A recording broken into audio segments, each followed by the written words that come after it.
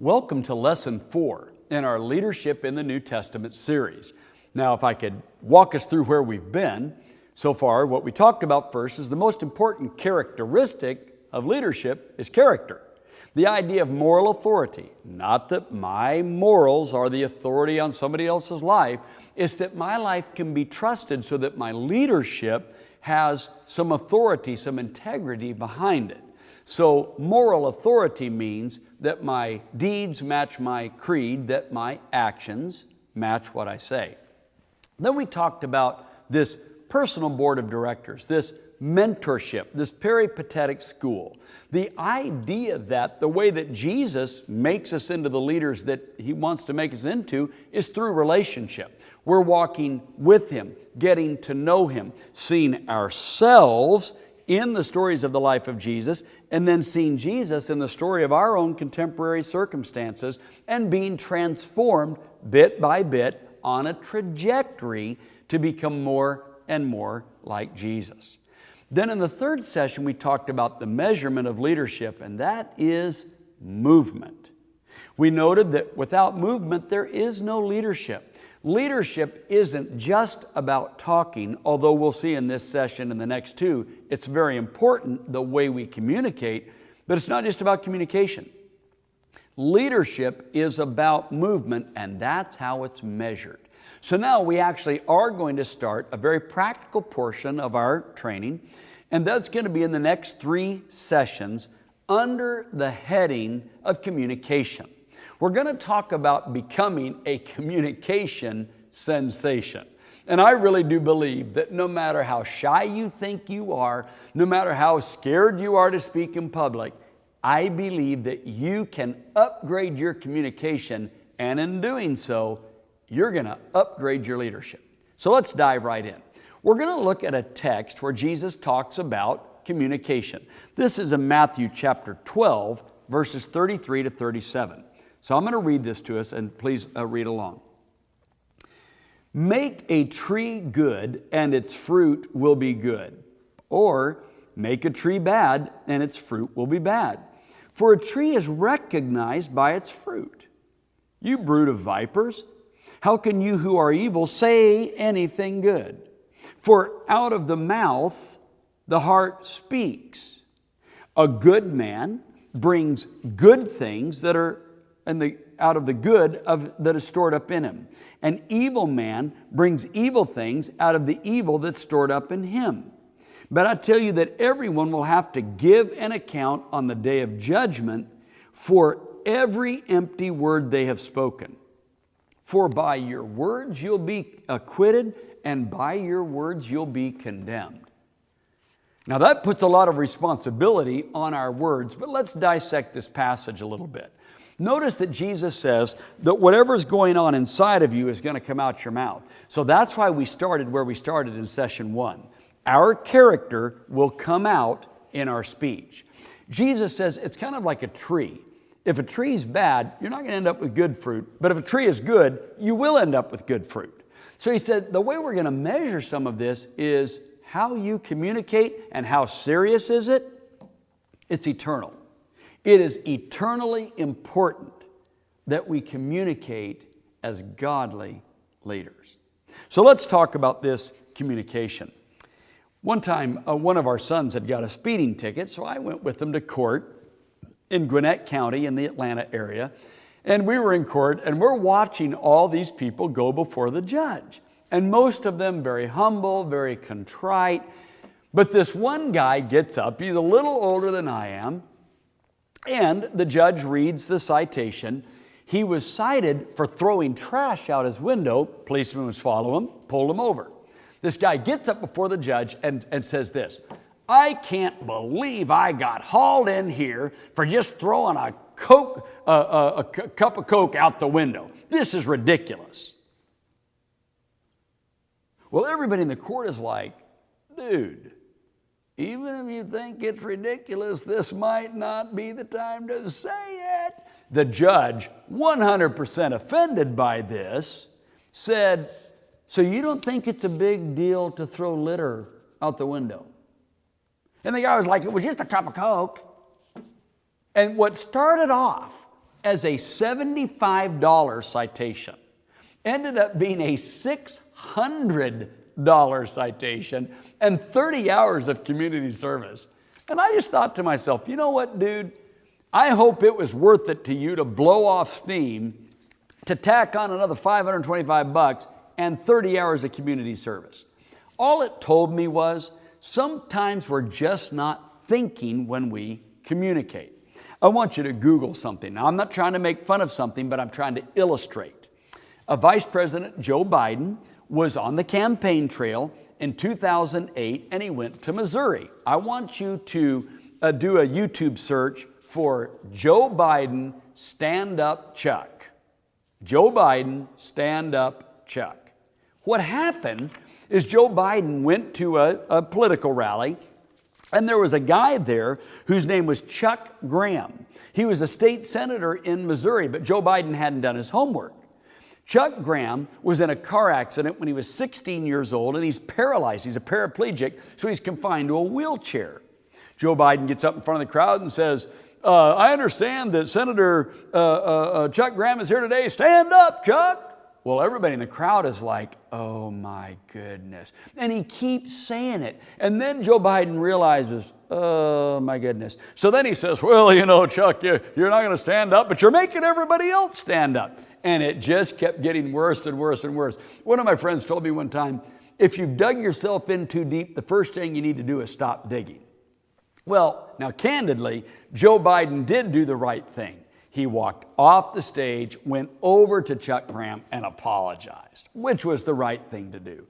But it became an internet sensation, and once again, it's a case of someone communicating without thinking. So when you think with me about great leadership communication, the first principle I want to give you is patience.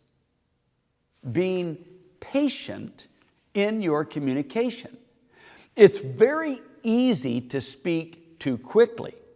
I heard one person say, I've rarely regretted something I didn't say, but I've often regretted something that I did say. Jesus said in John chapter 12 and verse 49 that the Father in heaven taught me what to say and how to say it. In James chapter 3 and verse 1, the writer of James even says, hey, listen, you be careful as a teacher because you're going to be judged with stricter judgment. You see, communication is extremely important, and nothing is more important than patience. I want us to read about the power of communication in the book of Proverbs. I'm going to begin by reading Proverbs chapter 18 and verse 21, and I would ask you real quickly to write down in your notes and read this on your own, Proverbs chapter 12 and verse 18. But we're going to read, that was Proverbs 12:18, but we're going to read Proverbs 18:21. Now I'm going to first read it out of the New International Version. The tongue has the power of life and death, and those who love it will eat its fruit. Now listen to the same text, Proverbs 18:21, out of the Message. Words kill, words give life. They're either poison or fruit. You choose.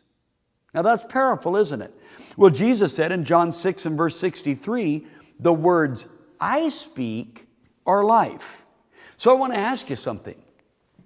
Is your communication bringing death or giving life? Is your communication building other people up or tearing other people down? Remember, we mentioned that the way that Jesus goes about building leaders is through relationship. So here's my question about our communication. Does it build relationship or does it tear down relationships? You see, if our leadership is measured by movement and our leadership development is through relationships, my communication is vital to the success of my leadership. So let's think about this for a few moments also together. One sociologist described the current climate in America this way. He said, in America today and in the world, we are experiencing a new kind of anger.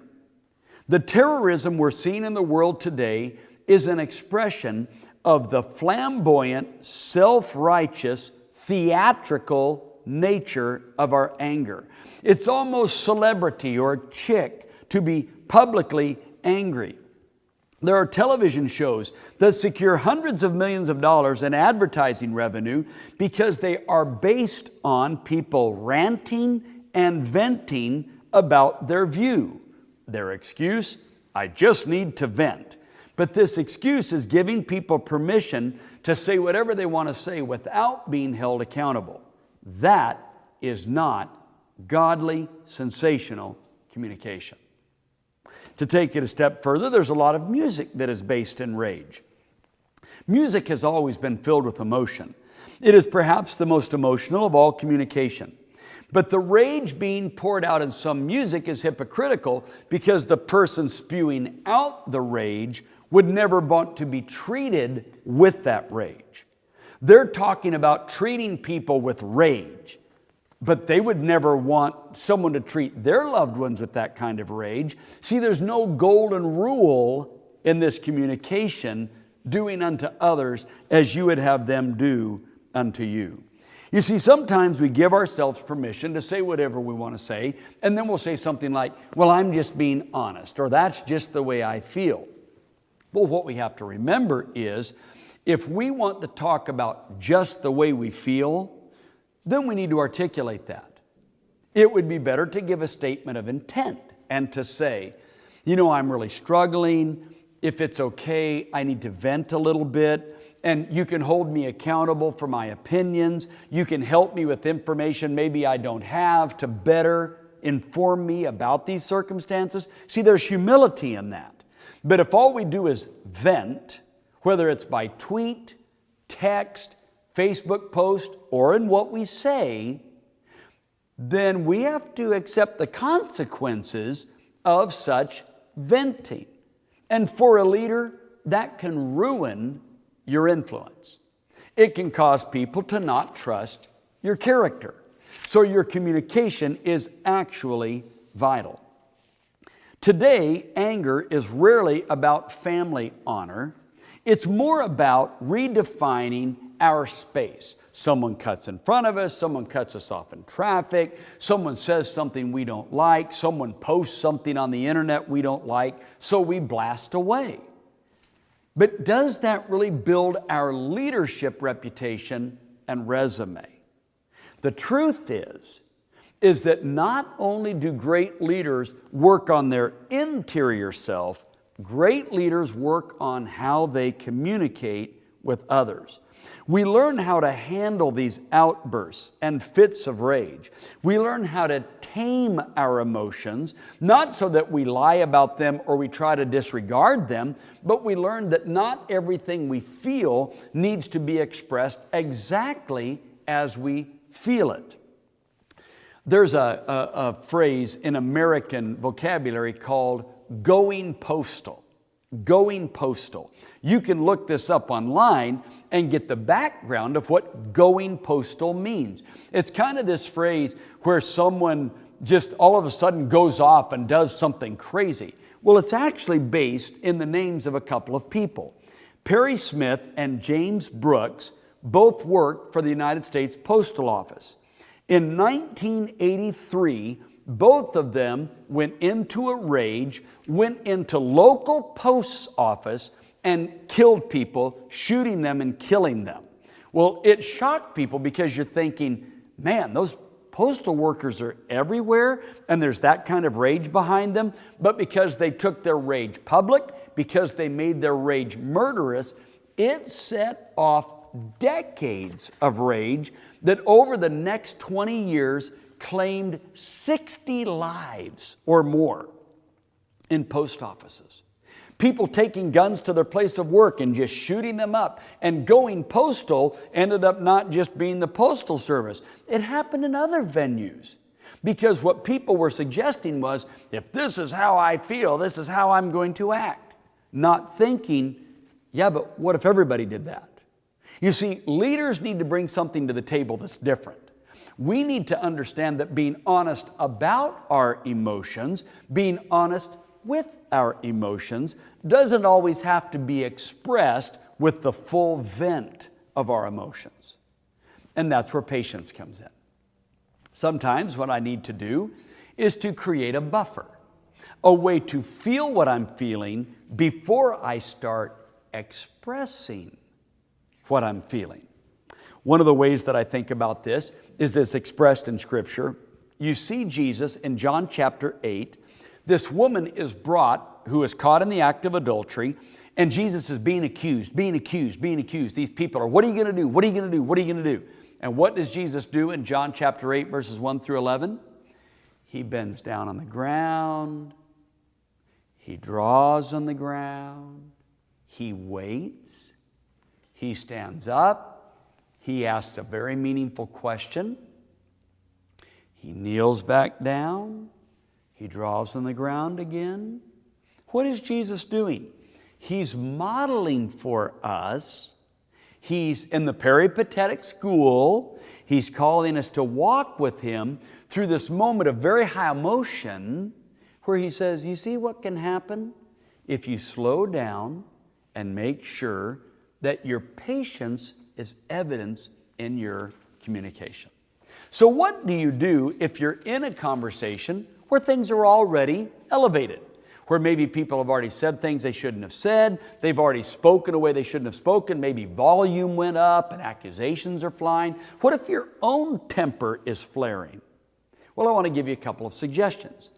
First of all, if you feel your emotion rising and you think, I can't handle this, why don't you say gently to someone, you know what, I don't think I'm as ready for this conversation as I thought I was. Could I have a little bit of time to step away from the conversation and collect myself? Most people will accept that. Some people might accuse you and say, oh, well, you're just trying to run away from the conversation. And you might say to them, no, actually, I'm looking for a way to honor you with my communication. Or maybe you're the one that started the conversation and you might say to another person, you know what? I don't think I'm as ready for this conversation as you are. You appear to be doing better than I am. And honor them with a genuine, complimentary statement that just says, I need a little time to collect myself. You see, these are the kinds of things that can make a huge difference. Listen to Proverbs 19:11. Proverbs 19:11 in the New Living Translation says, sensible people control their temper. They earn respect by overlooking wrongs. I'll read it again. Sensible people control their temper. They earn respect by overlooking wrongs. James tells us in James chapter 1, of course, let everyone be slow to speak and slow to anger. But what are we supposed to do when we're listening? Oh, be quick to hear. He further fleshes this out in James chapter 3, verses 3 through 18. And I want you to read that on your own. James 3, 3 through 18. Because there James says there's kind of two kinds of communication. There's communication that comes from the world and it's impatient and it's foolish and it has to get its own way. And then there's sensational communication from above, which is wise and thoughtful and persevering and gains respect. You see, part of our problem is we become communication competitors. We're trying to get the upper hand. We're trying to one-up somebody. Somebody interrupts us, so we interrupt them. They interrupt, we get upset. All of these things are part of communication competition. But you can't lead from communication competition. You have to find a way to establish your leadership through sensational communication, which begins with patience. The more patient you are, the more self-controlled you are, the more leadership you'll have in the conversation. Now, sometimes you might be taken off guard. I was in Indiana and with my wife's family, and we were a very young couple about 30 years ago. And my father-in-law wanted the whole family to go to Indianapolis for this amusement park. So we rented a big 15-passenger van. Now, I'd never driven a vehicle that big up to that point, or a van that big. I'd driven trucks, but not a van like that. And I wasn't used to it, and the whole family's in the van, and we're in an area of Indianapolis I wasn't familiar with, and I put on my blinker, I started into a turning lane, and I cut off this car that I didn't see. It was my fault completely. Now, we didn't hit each other, but it was my fault. Well, this lady laid on her horn, used her finger to indicate that I was number one, if you get my drift. She's yelling words in her car, and I can't hear her, but I could read her lips. And I understood exactly what she was calling me, and it was not complimentary. And she was so mad. Well, this was a dual turning lane. So we ended up right next to her at the stoplight. So I took a chance. I rolled down my window and motioned for her to do the same. And man, when her window rolled down, she was still flipping me off, cussing like crazy. And when she finally took a breath, I looked at her and I said, I am so sorry. I am so sorry. It's all my fault. I've never driven a vehicle like this, and I apologize I didn't see you. And the woman went, oh. It's okay. It's okay. Have a nice day. And she went around the corner, and I thought, it may not always turn out like that, but I learned a lesson. And that was, if I could swallow my pride, not try to communicatively compete, and just be patient with her, maybe it could turn the situation, and it did. What I believe the patience offers us is what one author called 30 seconds of clarity. That sometimes if I could just step away from a conversation for 30 seconds and gather my thoughts, I might think, why am I arguing? Why did I raise my voice? Why am I looking so angry? Why did I call that person that name? 30 seconds of clarity could change everything. And in 30 seconds of clarity, 30 seconds or less, you might be able to say to someone, you know what? I wasn't as ready for this conversation as I thought I was. Could we start over? I want to apologize for my actions, and I really want us to start again. You see, it's that 30 seconds of clarity that separates someone who's communicating competitively to a person who's communicating for leadership. Communication and leadership builds relationships, and sensational communication is patient communication. Thank you for joining me for this session. The next two will follow up on this communication sensation. I look forward to seeing you next time.